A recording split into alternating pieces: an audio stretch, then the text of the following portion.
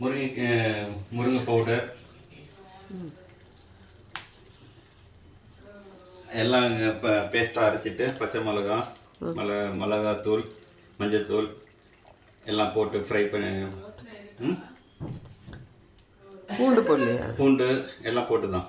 அதுக்கப்புறம் உளுந்து கடுகு வெந்தயம் எல்லாம் ஃப்ரை பண்ணிவிட்டு அதை பவுடர் பண்ணி அதில் போட்டிருக்கேன்.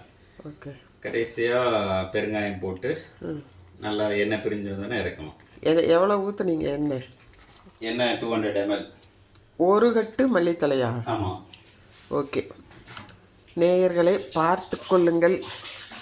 கொத்தமல்லி தொக்கு எங்கள் சன்னின்லாம் பண்ணியிருக்காங்க.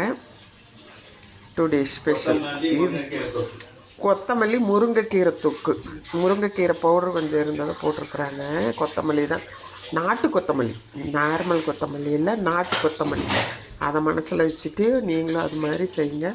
புளி போட்டிருக்கிறாரு, உளுந்து கடுகு பெருங்காயம் பூண்டு இஞ்சி எல்லாம் போட்டு நல்லெண்ணெயில் போட்டு வதக்கிட்டார் அரைச்சிட்டு.